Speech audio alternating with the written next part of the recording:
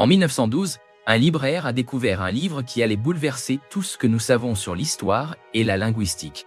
Le manuscrit de Voynich ne devrait pas exister. Et pourtant, il existe. Un code que même les meilleurs cryptographes du monde n'ont jamais réussi à déchiffrer. Que renferment ces pages?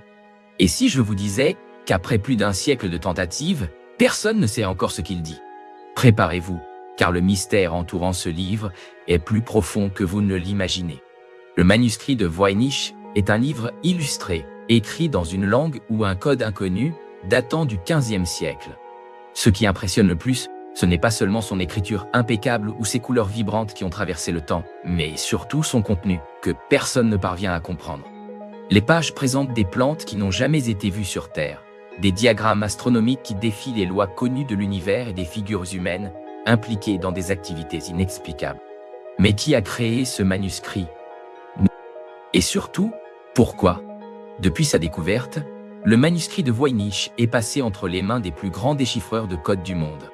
Pendant la Seconde Guerre mondiale, les cryptographes qui ont réussi à briser les codes complexes des nazis ont tenté d'en percer les secrets, sans succès.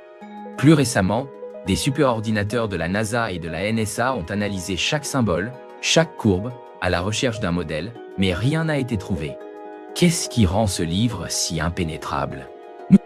Certains disent que le manuscrit de Voynich n'est qu'une fraude ancienne, inventée par un charlatan médiéval pour tromper des collectionneurs. Mais si c'était le cas, pourquoi les plus grands experts du monde n'ont-ils toujours pas réussi à le prouver? Et pourquoi quelqu'un aurait-il consacré autant de temps et de ressources à créer quelque chose d'aussi complexe?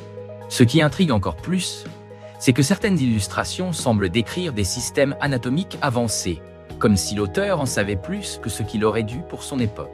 D'autres pensent que ce manuscrit pourrait être en réalité un traité d'une civilisation perdue, peut-être même de l'Atlantide disparue. Le temps n'a fait qu'intensifier le mystère. Des scientifiques et des chercheurs ont analysé le parchemin et ont découvert qu'il avait été fabriqué entre 1084 et 1438. Mais personne ne sait qui l'a écrit, ni pour qui il a été conçu.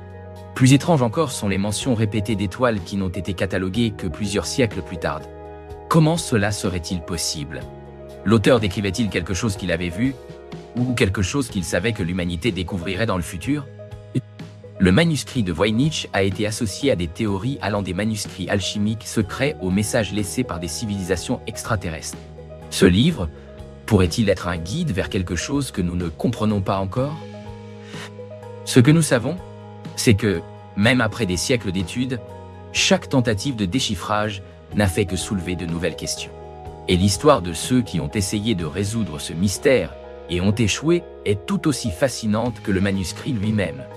Parmi ceux qui ont tenté de le décrypter figure William Friedman, l'un des plus grands cryptographes du XXe siècle, connu pour avoir brisé les codes japonais pendant la Seconde Guerre mondiale. Après des années d'analyse, il est arrivé à une conclusion troublante. Le texte semblait avoir une structure logique, mais ne suivait aucun modèle connu. Comme si quelqu'un avait créé un langage dans le seul but de dérouter quiconque tenterait de le comprendre. Pourquoi autant d'efforts pour cacher quelque chose? Un autre détail qui intrigue les chercheurs est la présence de plantes qui ne correspondent à aucune espèce connue sur Terre. Des botanistes ont étudié chaque feuille, chaque fleur, et n'ont trouvé aucune correspondance avec les espèces cataloguées. Le manuscrit serait-il un enregistrement d'un monde parallèle? Ou alors, d'un temps très éloigné du nôtre? Des théories encore plus audacieuses suggèrent que ce manuscrit pourrait être un manuel de communication extraterrestre. Des linguistes soulignent que le texte ne ressemble à aucun alphabet humain connu et que certaines séquences de symboles rappellent des modèles binaires, comme s'il s'agissait d'instructions codées. Mais que voudraient nous dire ces êtres venus d'ailleurs?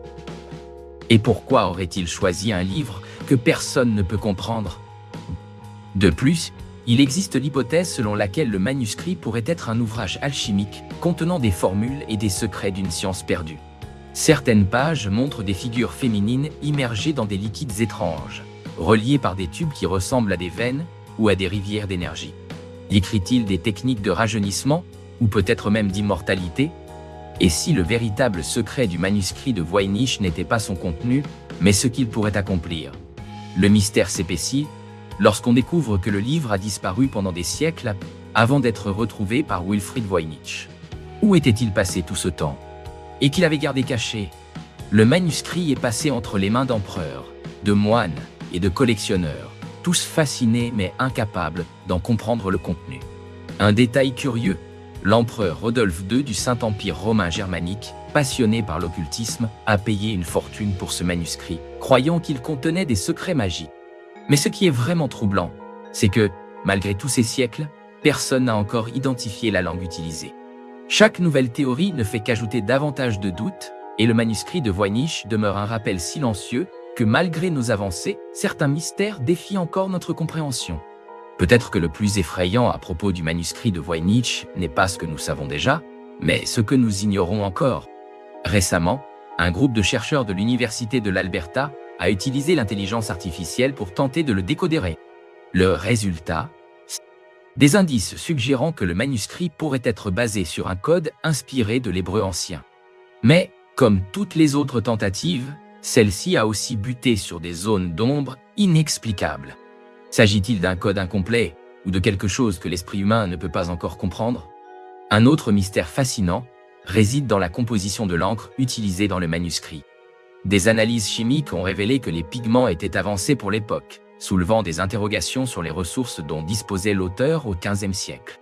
Encore plus étrange, certains pigments contiennent des éléments rares, trouvés uniquement dans des régions qui, à notre connaissance, n'avaient aucun contact avec l'Europe médiévale. Comment est-ce possible? Certains pensent que le manuscrit n'est qu'un canular sophistiqué, mais cette hypothèse semble peu probable face à tant de détails précis. Créer un texte aussi long, sans répétition évidente et avec une structure logique apparente, aurait demandé un effort monumental. Pourquoi quelqu'un aurait-il fait cela, surtout à une époque où il n'existait aucune technologie pour vérifier un tel travail? Que voulait cacher ou révéler son auteur? Des historiens pensent que le manuscrit pourrait être un guide secret d'une société occulte, peut-être lié aux alchimistes ou aux Templiers. D'autres vont encore plus loin, suggérant que le Voynich serait en réalité un manuel de connaissances avancées laissé par une civilisation disparue. Certains spéculent même qu'il pourrait s'agir d'un journal interdimensionnel, écrit par quelqu'un qui a vu ce que nous ne pouvons pas encore percevoir.